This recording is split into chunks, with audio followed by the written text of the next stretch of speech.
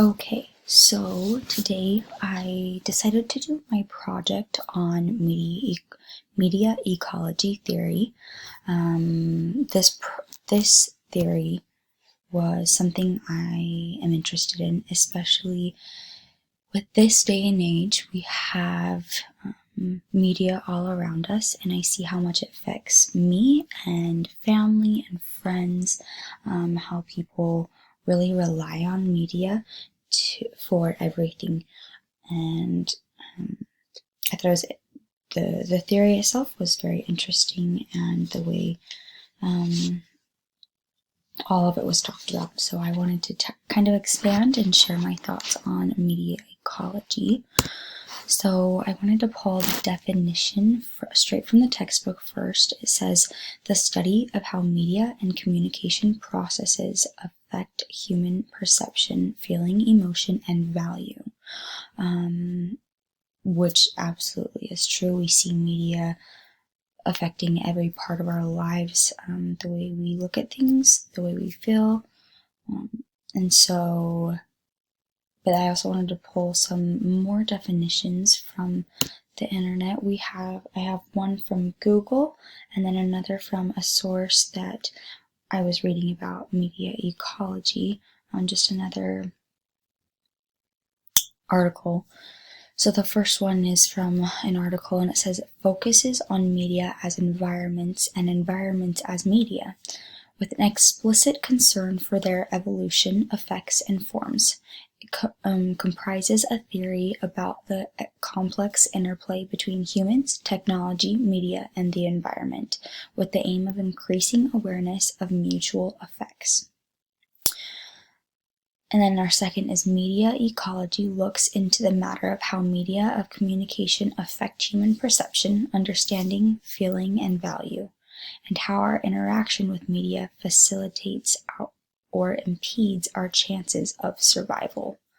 I thought it was interesting how it talks about our chances of survival, because now I feel like so many people rely on their cell phones to get anywhere, to survive with anything, because they buy groceries, they have to use directions to get anywhere, they rely on it. And I see so many people, especially, not like the younger generation, my generation, as well as I see my siblings who are a little younger than me. They cannot go anywhere without their phone. They rely on it. They have to have it with them. If they don't have it, they freak out. And so I see that so many people, they really feel as though if they do not have their technology, they will not survive. And so I thought that was very interesting. But to move on, just I guess in layman's terms on how to define or explain media ecology theory is, the world has no way of escaping the media, and we now rely on it to keep everything connected and continuing. And so I guess media ecology, it's how we are communicating, and the things in the world that are changing that affect the way we are living, I guess. So, with that being said, some of the things that have changed within the last not last couple years, I'd say 20 years maybe, we have television.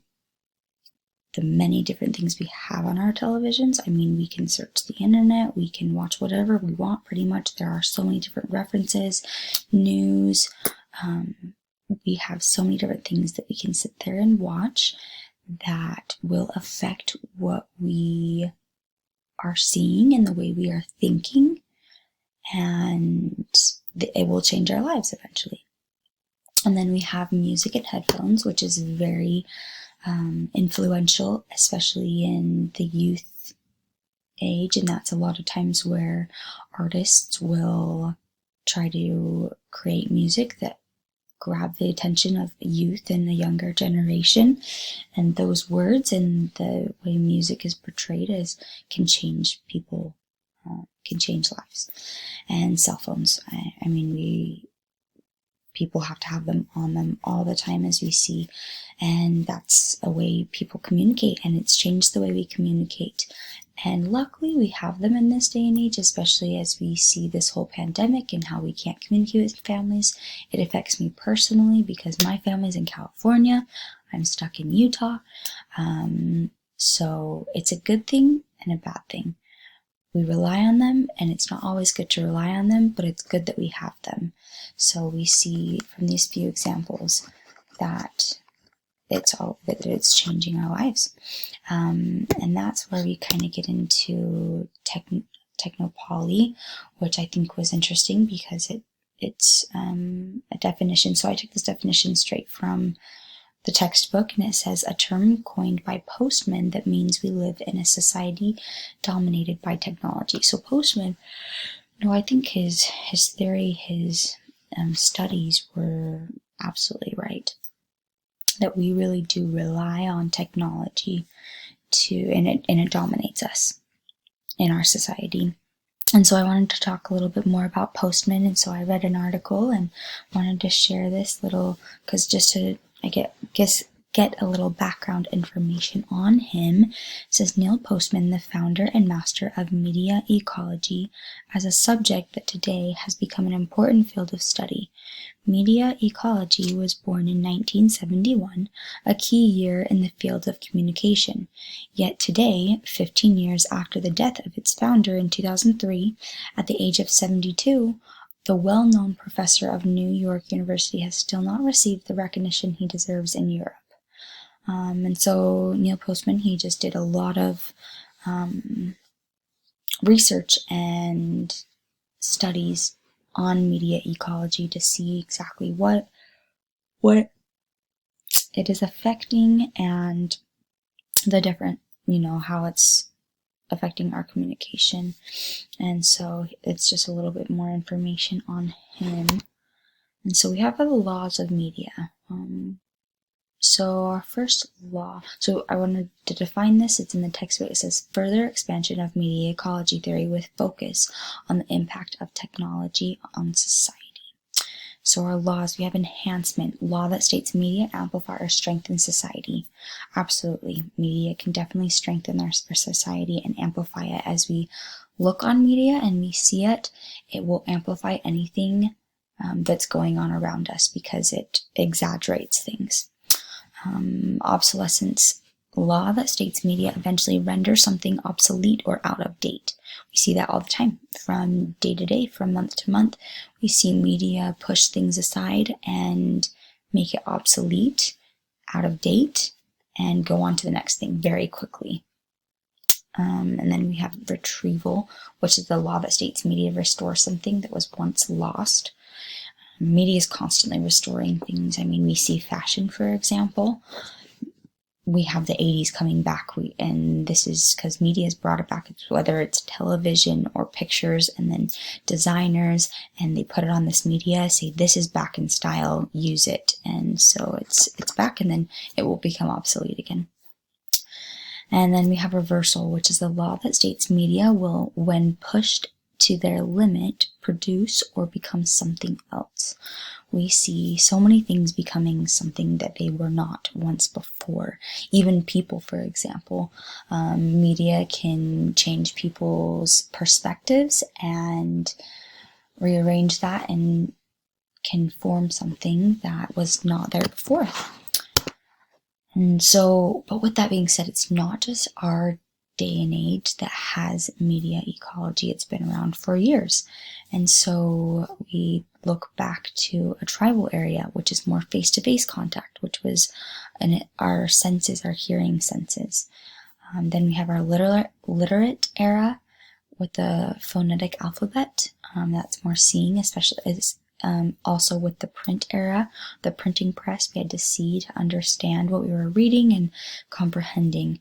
And a little bit of that seeing and reading is in the electronic era today, but not nearly as much because we have our computers, our technology that we get to hear. We get to hear videos. We're constantly touching our phones or computers, but we do still have to see those things on our devices. So now we have two different types of media that a textbook talks about: hot media and cool media. And so hot media is high definition communication that demands little involvement from a viewer, listener, or reader. And some examples that the textbook talks about is the radio, lectures, Twitter, books, movies, film, digital photographs. And then cool media is low definition communication that demands active involvement from a viewer, listener, or reader. And some of the examples are cartoons, conversations, Facebook, seminars, telephone, YouTube, and television. And so these are just different types of communication, or different types of media ecology. And we definitely can see the difference between the two. And that's about it. Media ecology I found was so interesting. There are so many different articles, and luckily I found some really good ones to learn more about media ecology and how it affects our world today. But thank you so much. I hope you enjoyed it, and I hope that you learned something new, I guess. But thank you.